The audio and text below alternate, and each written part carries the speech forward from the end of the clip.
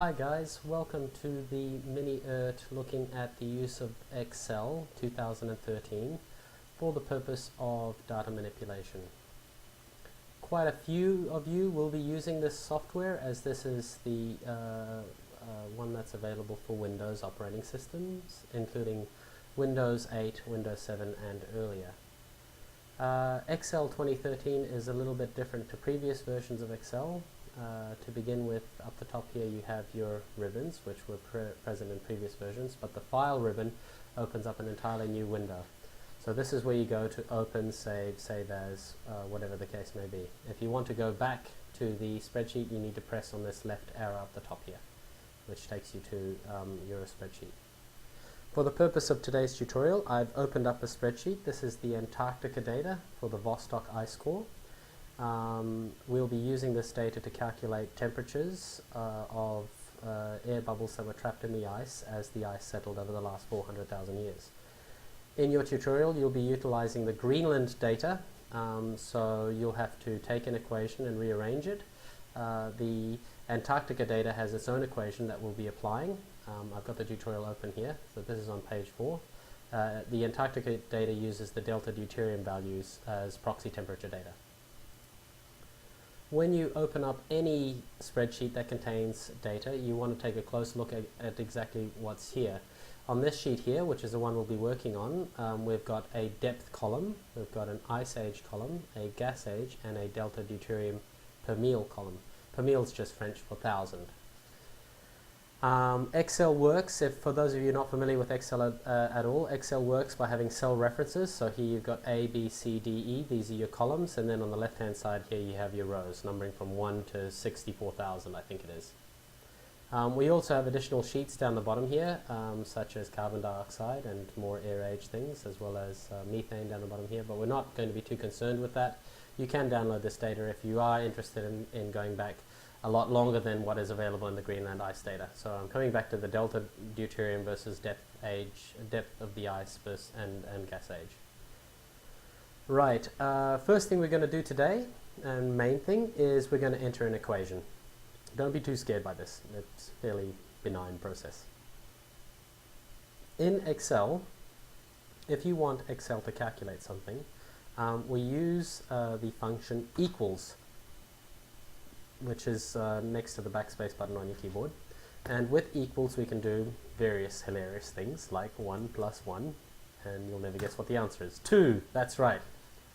Okay, I'm going to clear that for now, because with Excel what we're able to do is reference different cells. So I can go equals, and then I can select this cell here, and notice it comes up with the annotation D6, okay, D on the column and 6 on the row, and then I can add it to any other column. So for example B6, right, D6 plus B6. Of course this doesn't make a lot of sense. Delta deuterium plus ice age in years gives you effectively meaningless data, so I'm just doing this for the purpose of showing you exactly how you can manipulate Excel to put things together.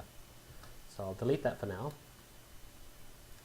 Go take a look at your tutorial sheet for a second. You'll see that on page 4 is the equation for determining temperature on the basis of delta deuterium. When we look at the data here, it says the temperature in negative degrees Celsius is equal to minus 55.5 plus, open bracket, delta deuterium, we have this data here, plus 440, close bracket, divided by 6. Okay, this is the equation here that I'll just highlight. When we come back to the spreadsheet, we have the delta deuterium. Now we want to calculate temperature. So we press equals to begin inputting the equation, and we take a look at the formula again, minus 55.5, so we can enter in minus 55.5 plus, open bracket, delta D, plus, open bracket, delta D, which is this data here, so I'm going to click there, come back to the equation, plus 440, close bracket, come here, plus 440, close bracket. These brackets basically separate this calculation out from the calculation that's external to it. Then the last thing is to divide by 6. So this will divide delta D plus 440 by 6. Divided by 6. Ta-da! We now have the temperature as calculated by the equation from delta deuterium per mille. We want to label this, of course. We're going to call this temperature in degrees Celsius. We can do fancy things. We can actually add the degree symbol, but I'll cover that in the next little mini-URT when we're looking at graphing. Okay, so now we've calculated the temperature on the basis of this particular side here. So it's minus 55.16 degrees at the time of this sampling. So this is right on the surface, obviously. We want to do this for the rest of the data, but when we look at the rest of the data, it actually goes down 3,316 cells. It would take a long time to individually input each of these equations into here. So Excel has some useful functionality. Before I describe that functionality though, I am manipulating the Excel spreadsheet using the arrow keys. So you can press the control button and go up and down columns, as well as go left to right within a column using the control button. It goes to the extremes. This also works with shift. So if you press control shift together, you can select the entire column. This is extremely useful, especially when you're working with large data sets. You can use control and shift together to select different portions of your data. Now, we don't want to go through and enter an equals 55 minus 55.5 and then, have to do this for every single entry. So instead with Excel, we can copy this one and we can paste it into the next cell.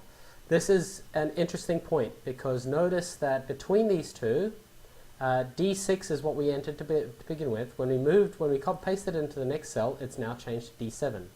This is known as relative referencing.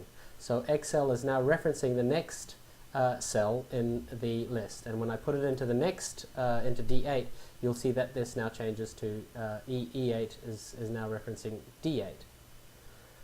Excel has some very powerful ways of referring to data. If we didn't want it to be changing every time we copy pasted, if we wanted it to retain a particular reference, we can use the $sign to lock into place the referenced cell. So I can use the $sign to lock into the place that we want it to stay on column D, and we can use the $sign against 9 to tell it that we want it to lock into place cell number 9. So now it is locked into place. It says $D, $9.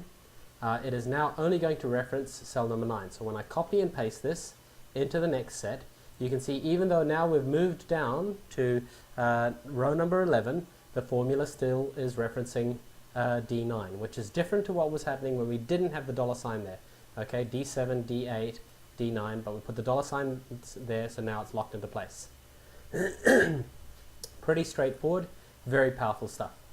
Okay, I'm going to clear these for a second, because remember again, what we want to do is we want to have this data for the entire set of depths or ice ages, because we want to plot these things. We want to show exactly how temperature changes over time. This is ultimately what we're after. Okay, the other thing that you can do with Excel, instead of copy pasting, because that would take a long time, do this for the next 3,000 would take us about an hour, is we can move our mouse down to the bottom right hand side here. Notice that the mouse changes into a little black cross. I'm going to click and hold, and I can drag down, and it will fill in all of these cells automatically. Okay, and if I keep on going, we'll eventually get down to the bottom of the 3,000. But the thing is that will also take a long time. So I'm going to go ahead and clear this data for now, right? And Excel has something very useful, very simple to do. All I'm going to do is double click the black cross. Next thing you know, it has filled in all the data all the way down to 3,316, row number 3,316. And this has gotten all of our data together for all of the Ice Age years on the left-hand side. Okay, pretty simple. In the next mini-URT, we're going to be covering the use of graphs. Yeah, for now, this should do you guys as a brief introduction to how to input equations and manipulate.